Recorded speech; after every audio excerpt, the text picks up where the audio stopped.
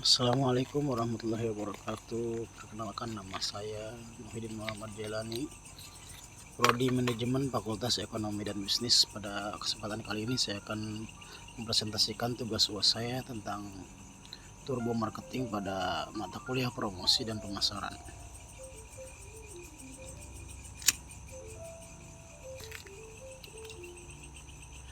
Ya, yang pertama adalah pengertian turbo marketing. Apa itu yang dimaksud dengan turbo marketing? Sesuai dengan namanya ya, turbo berarti cepat ya. Jadi marketing dengan cara cepat. Nah, turbo marketing adalah bagian dari strategi pemasaran untuk penetrasi bisnis. Terdapat beberapa strategi dalam turbo marketing. Turbo marketing merupakan konsep baru dalam dunia marketing, yaitu pemasaran yang menghendaki layanan tercepat. Konsep ini lahir karena adanya gejala pemasaran yang menuntut layanan tercepat bagi konsumen.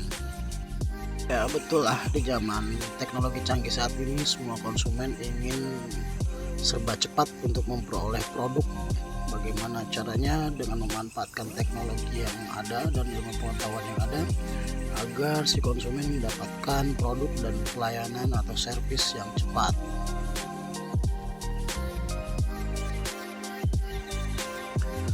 Kemudian yang kedua adalah konsep turbo marketing. Apa itu konsep turbo marketing? Ya, konsep dari strategi turbo marketing adalah time compression, yaitu dengan cara memepetkan waktu atau mempersingkat waktu untuk memberikan layanan kepada konsumen secara cepat. Kemudian apabila produk dibuat dengan kualitas baik, harga terjangkau, pelayanan yang baik, maka produsen yang memberikan pelayanan cepat terhadap konsumen akan memenangkan persaingan. Tentu saja konsep ini sangat digunakan di zaman saat ini ya, dimana banyak sekali kompetitor bisnis dan varian produk dan servis yang hampir sama dengan harga yang terjangkau juga. Bagaimana caranya strategi seorang marketing dengan cara yang cepat juga untuk bisa menjual atau memasarkan produk dan jasa atau jasa yang mereka tawarkan. Ya, maka konsep turbo marketing salah satunya menjadi pilihan supaya target mereka tercapai. Biasanya apabila ada sebuah perusahaan yang berhasil menerapkan strategi untuk mempersingkat waktu, maka dia akan terus berlari meninggalkan persaingannya di belakang. Karena secara natural orang akan lebih memilih pelayanan yang cepat dan dilayani dengan ramah daripada produk yang pelayanannya tidak memperhatikan kebutuhan dan keinginan konsumen. Artinya tentunya seorang pembeli ya akan memilih penjual mana yang dapat memberikan pelayanan yang terbaik, sehingga dia bisa berpindah untuk menentukan kemana dia akan membeli produknya. Di zaman saat ini, jika memasarkan produk dengan cara yang lambat, harga juga mahal, tentunya si konsumen akan berpikir ulang ya, bagaimana dia harus mengeluarkan uang dengan barang yang didapat sama namun pelayanan yang cepat ya, maka yang akan dia pilih. Sebagaimana pepatah yang mengatakan bahwa leaders never rest, bahwa pemimpin tidak pernah berhenti untuk terus menciptakan inovasi baru, maka pengusaha haruslah orang yang kreatif dan tidak pernah berhenti untuk terus melakukan inovasi baru. Kemudian yang ketiga adalah model strategi marketing. Ada beberapa model strategi marketing yang akan saya jelaskan. Dalam hal ini ada 4 strategi marketing. Yang pertama adalah pada gelombang pertama, persaingan marketing ditandai dengan produsen membuat strategi harga barang lebih murah dari pesaing dengan cara bekerja lebih efisien.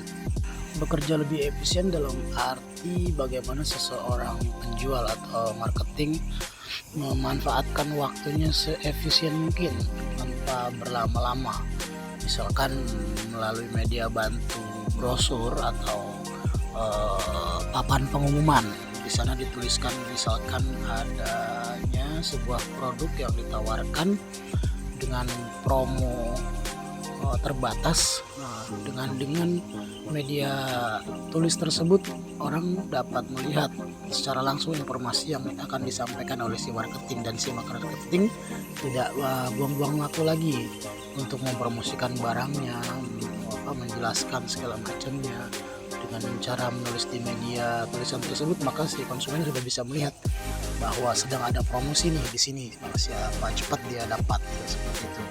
Kemudian model strategi yang kedua yaitu ditandai dengan strategi produsen mendesain barang yang berbeda dan unik untuk membedakan dengan produk saingannya dalam hal hiasan, style, bentuk, rasa, dan sebagainya.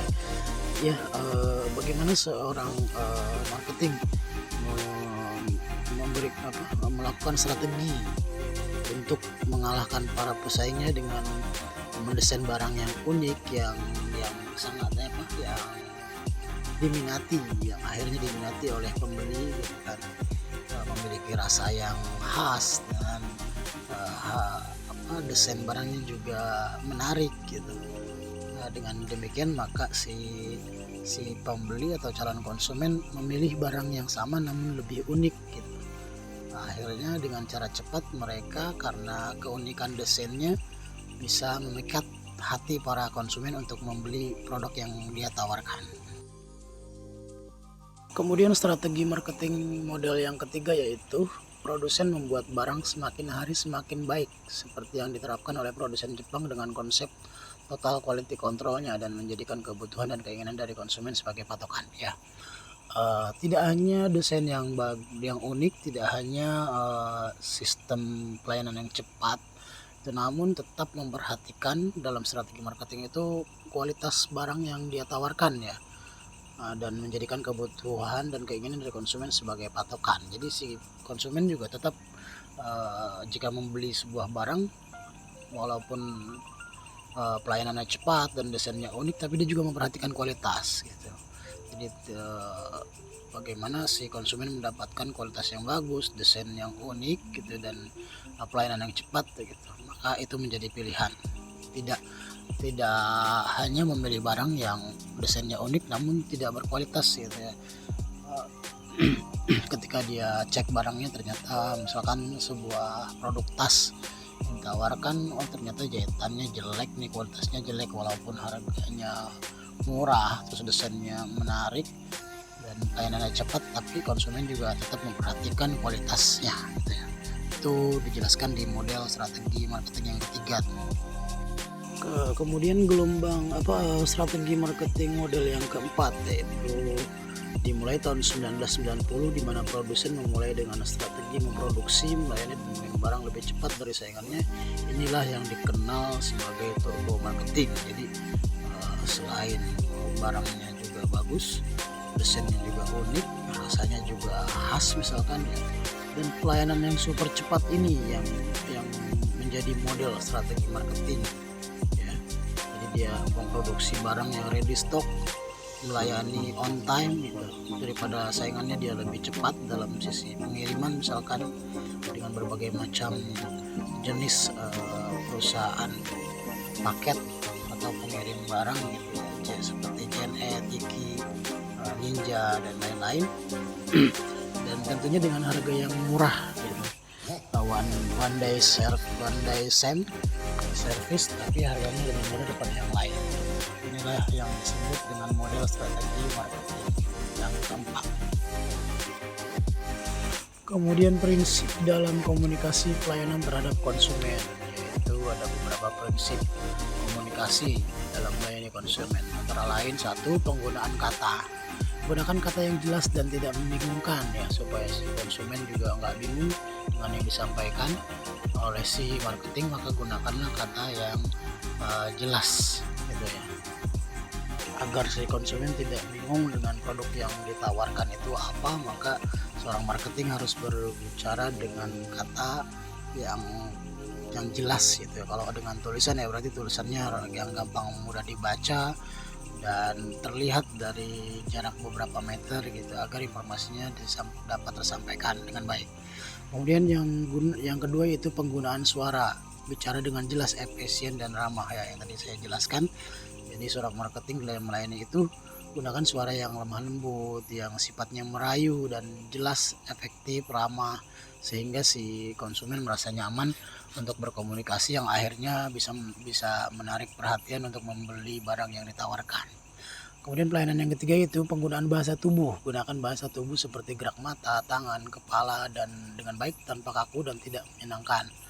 Artinya selain ramah, bicaranya sopan gitu kan. Kemudian kita juga harus memiliki seorang marketing juga harus memiliki strategi body language, yaitu gunakan gerak mata, gunakan tangan dengan menyapa, dan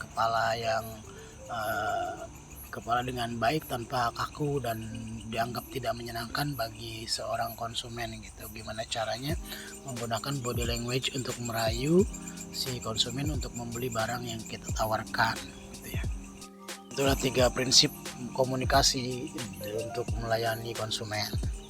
Kemudian turbo marketing versus turbo service. Apa itu turbo marketing dan apa itu turbo service?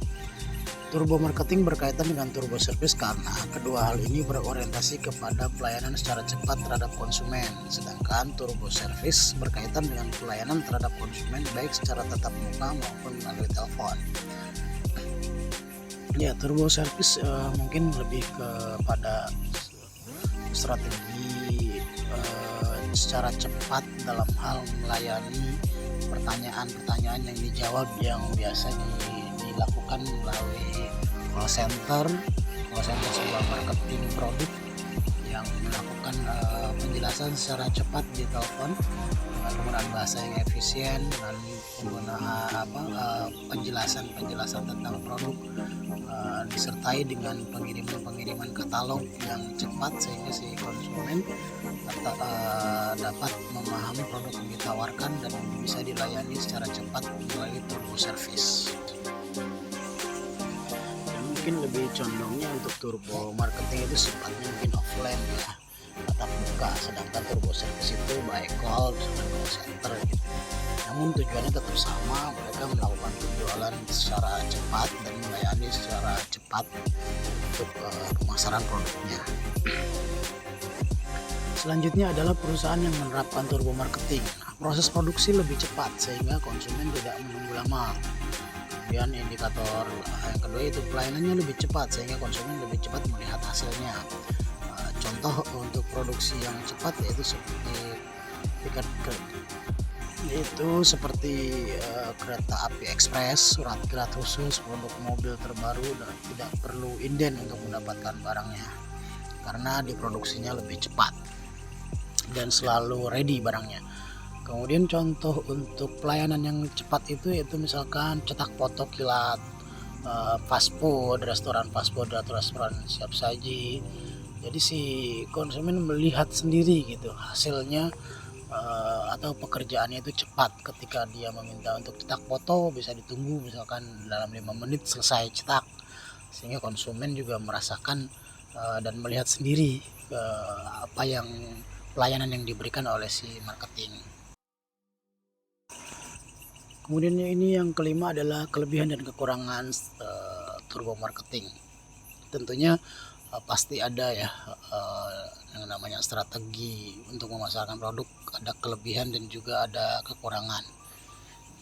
Kelebihan dan kekurangan turbo marketing. Kelebihannya yaitu dapat meningkatkan dan mempertahankan loyalitas pelanggan.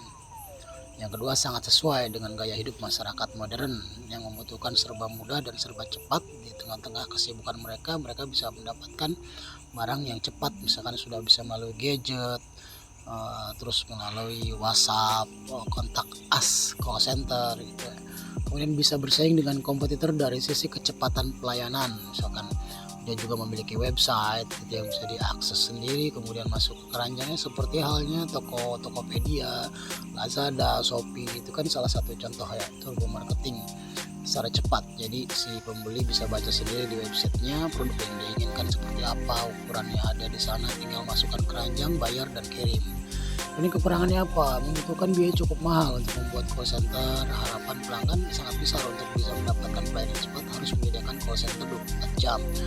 otomatis si perusahaan tersebut harus menyediakan call center 24 jam yang secara nominal gaji pasti lebih mahal karena mereka 24 jam bekerja di sistem shift, jadi harus kapan saja si konsumen itu membutuhkan dia bisa mengakses atau bisa melihat atau bisa menelpon si call center tersebut.